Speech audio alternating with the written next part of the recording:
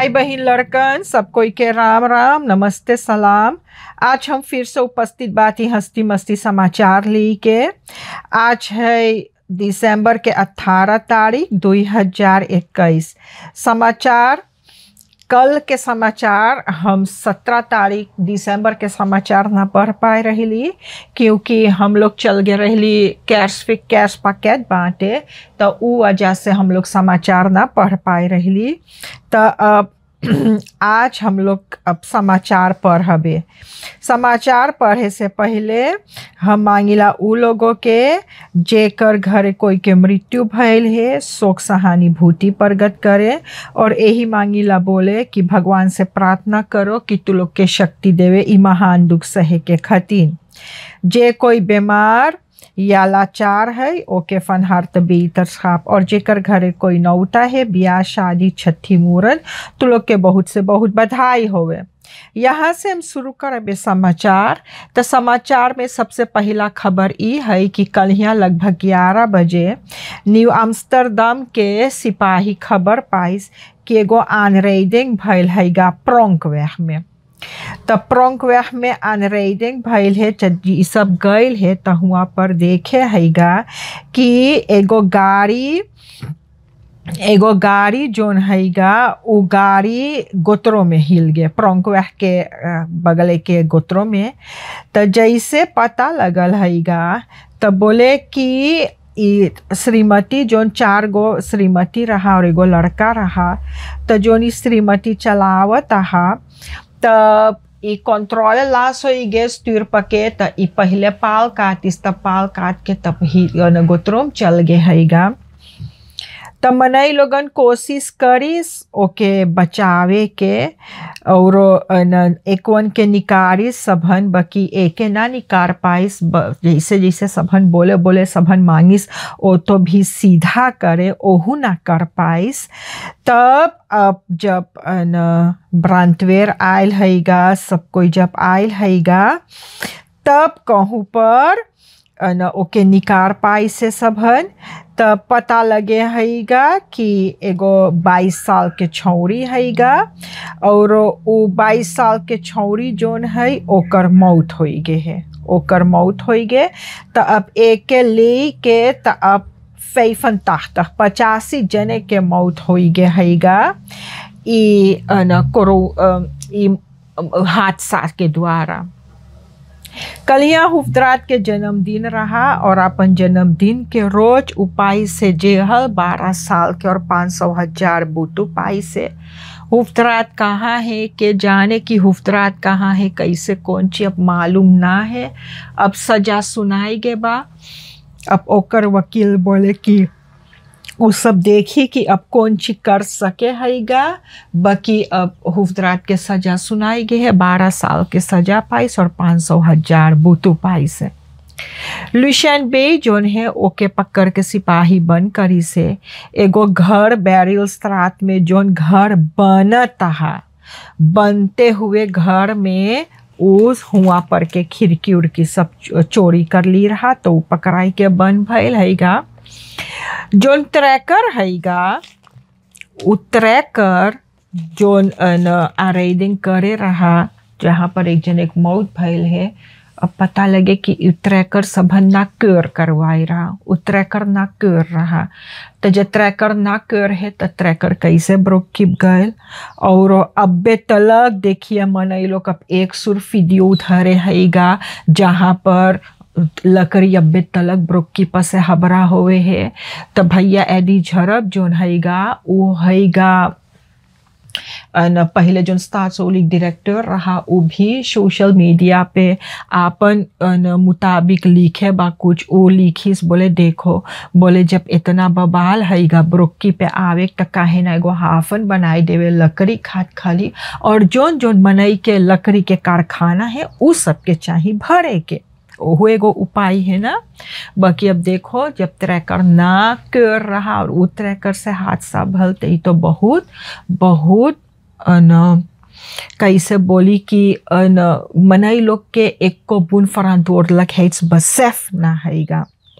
एगो खास सिलेंडर जोन हैगा उ साबन व्याह में एगो श्रीमती पकावत हा, बस स्लंग में आगी पकड़ी अच्छा ये सब हल्दीस घर से निकलल कोनो विधि समन बुताइस अच्छा हुए तलक बच गए।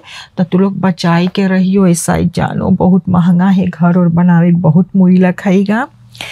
बीफे के रात में कोरोना से एक जने की मौत भय रहा उस लांस में, और दिसंबर में 13 जने की मौत भयल है, 1180 जने के कोरोना अब तलक, और 343 जने गए रहा दिखवावे द्रिय फेर तक, और ओमन में से 38 जने के कोरोना हैगा, तब वो हैगा 11%। 10 जने इंटेंसिव केयर में हैगा और 13 जने अस्पताल में है। तो सुख के तो कोई के मौत ना भइल हैगा, और 301 जने गए रहा कोरोना दिखवाए, उनमें से 23 जने खाली कोरोना रहा, ई बा 8%।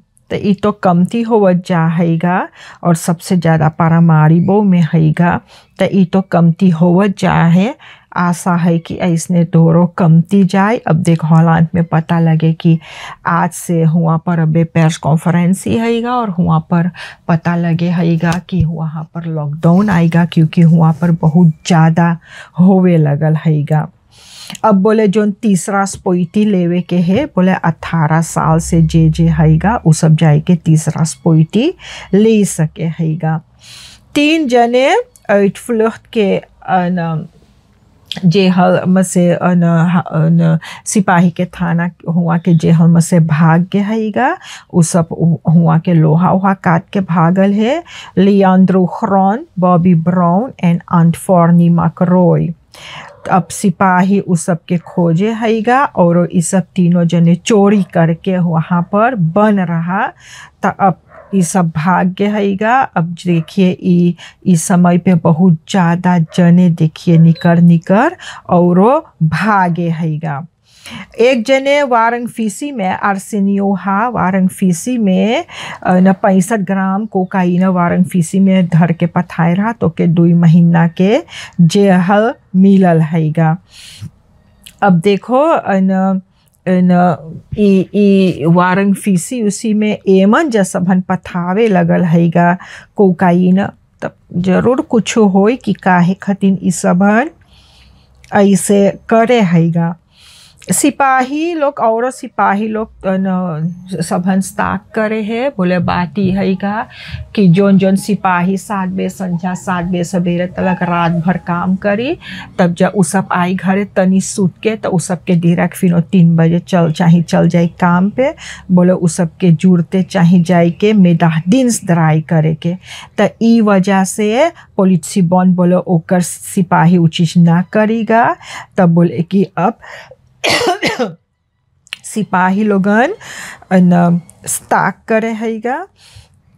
अब देखो का होवे है का ना होवे हैगा। कल ही या सिपाही लातूर के को 25 साल के भी आके पकड़ के बंद करी सहीगा।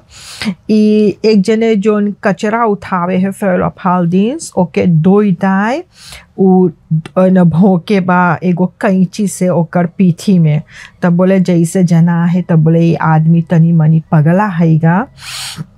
तो ऐसे जब पगला हैगा तब न का बोलियो कि ई सबके न मारत चले, जान मारत चले, ये तो भी ना हो सके हैगा। अब देखो ना, अब वो बेचारा अपन काम पे रहा और ओके जाई के और न भोग दी बा। तो जब भोग दी बा तो अब वो बीमार है काम करते में। अब देख ओके कौन झंझट होई के बा। न स्टारसोली के राफिनाडरे जोन हैगा वो थोड़ा दिन के लिए बन रहा, वहाँ पर मरम्मत हुआ था। बाकी अब स्टारसोली के राफिनाडरे फिनो जोर तोर से काम करे लगल है सूरीनाम में। अब ओमन एक को बून प्रॉब्लम ना हैगा। और लॉकडाउन में हॉलैंड में देखो अब बताई सहीगा कि 14 तारीख जनवरी तक जैसे जना हैगा कि लॉकडाउन रही, खाली एसेंशियल दिन तक खुलल रहेगा और जितना दूसर चीज रही अब सब बंद होएगा, क्योंकि वहाँ पर भी बहुत ज़्यादा हो गया हैगा कोरोना। तो एक कारण से बोली सहीगा कि हॉलैंड लॉकडाउन में जाएगा। बाकी अब हम देखी लायक आगो फोटो तो रोटरडाम में मनई लोग तुरान है, जोर तोर से सब कोई दाम पे है। यहाँ तक रहा आज के लिए हस्ती मस्ती समाचार। जो भूल चुक हो क्षमा कर दियो। जिंदगी बाकी रही तो कल यही मोड़ पे मुलाकात होगा। सब कोई के राम राम, नमस्ते, सलाम।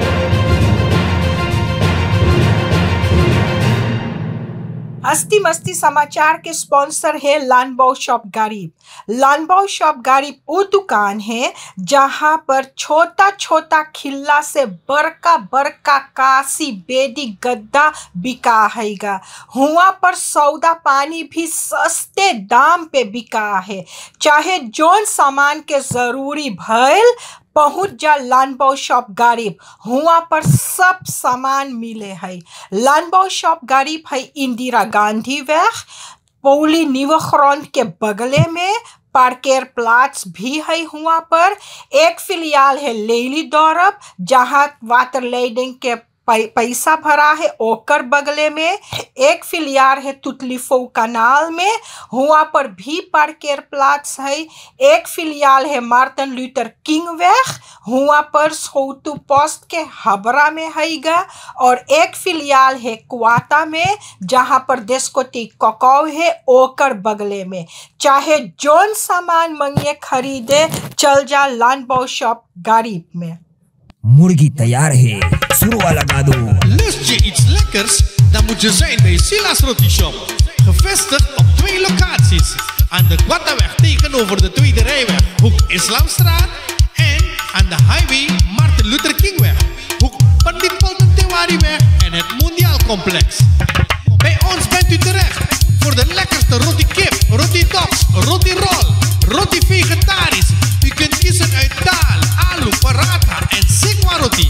Verder ook nog nasi, bami, rijst, heerlijke snacks zoals samosa, bara, pulori, kroket, lumpia, crispy worst enzovoorts enzovoorts.